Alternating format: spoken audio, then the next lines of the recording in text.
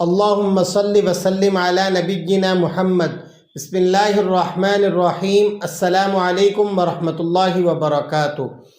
محترم سامعین، امید کرتا ہوں تمام قرآن کریم سیکھنے والے خیرت و عافیت سے ہوں گے۔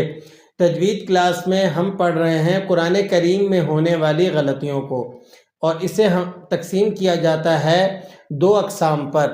ایک کو کہتے ہیں لحن جلی، دوسری کو لحن خفی کہا جاتا ہے۔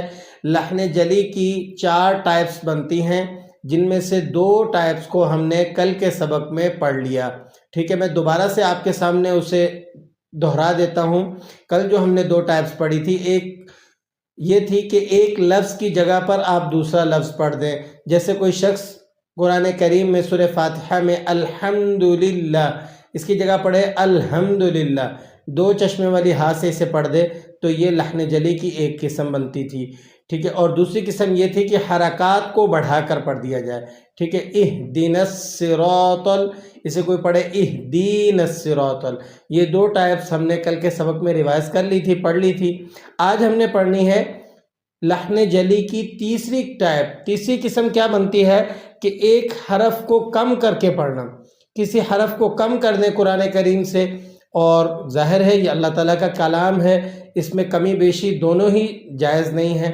اب دیکھیں اس کی مثال سورہ اخلاص میں لم یلد ولم یولد، اب اسے ولم یولد، دیکھیں واو ساکن ہو اس سے پہلے پیش ہو تو اسے 1 الف تک لمبا کرنا ہوتا ہے۔ اسے کس طرح سے پڑھنا ہوتا ہے؟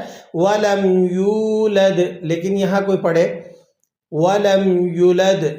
ٹھیک ہے، ولم یولد، اب اس طرح پڑھنا یہ لحن جلی ہے، اس طرح پڑھنا جائز نہیں ہے، یہ حرام ہے۔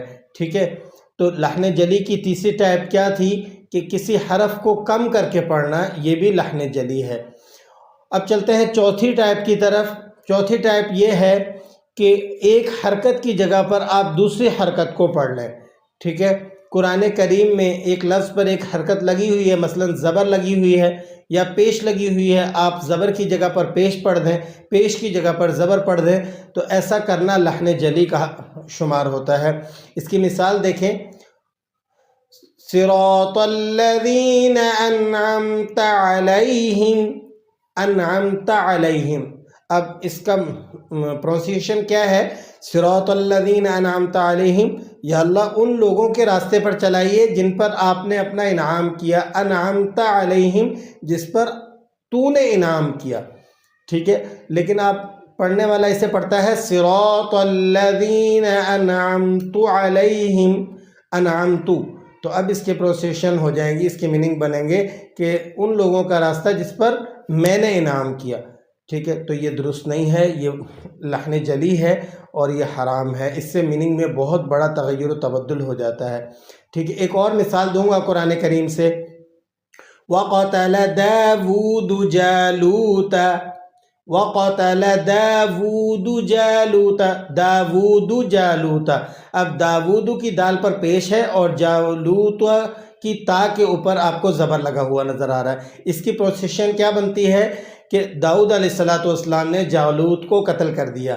ٹھیک ہے، لیکن اگر کوئی اس کے الٹ پڑھتا ہے، وَقَتَلَ دَاوُودُ کی دال پر زبر لگا دے اور جالوتا کی تا پر پیش لگا دے، تو اب اس کے میننگ بن جائیں گے کہ جالوت نے داؤد علیہ السلام کو قتل کر دیا۔ تو یہ بہت بڑی غلطی ہے اور یہ لحن جلی شمار ہوتی ہے۔ ایسی 4 غلطیوں سے جو آج ہم نے پڑھی ہیں، کل کے سبق میں 2 اور 2 آج کے سبق میں پڑھ لی، ان 4 غلطیوں سے، 4 اقسام سے بچنا انتہائی ضروری ہے۔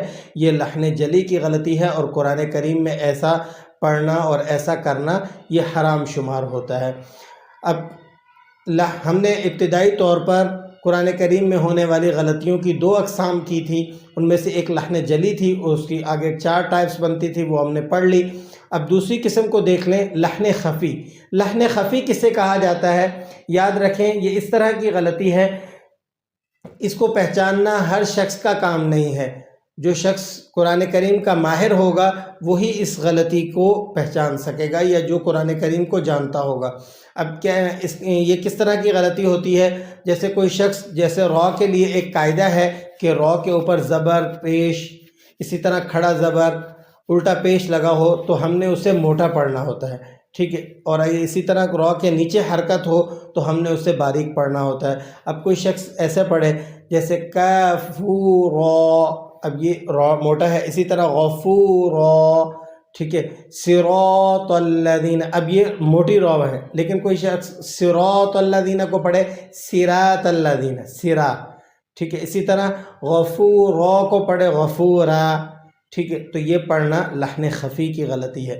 اسی طرح مدات کو نہ کھینچنا، ٹھیک ہے، مد لگی ہوتی ہے قرآن کریم میں، اس الف کو ہم نے جیسے والصافات صفا، والصافات، اب یہاں مد لگا ہوا ہے، اسے کھینچنا ہے، لیکن کوئی اسے کھینچے نہ، والصافات اس طرح پڑھے، مدات کو لمبا نہ کرے۔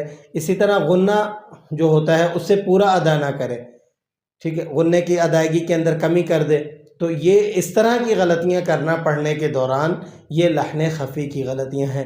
تو اللہ کریم سے دعا ہے کہ ہمیں قرآن کریم کو بما اس کی صفات اور حسن کے ساتھ پڑھنے کی توفیق عطا فرمائے۔ دعاؤں میں یاد رکھیے گا۔ السلام علیکم ورحمۃ اللہ وبرکاتہ۔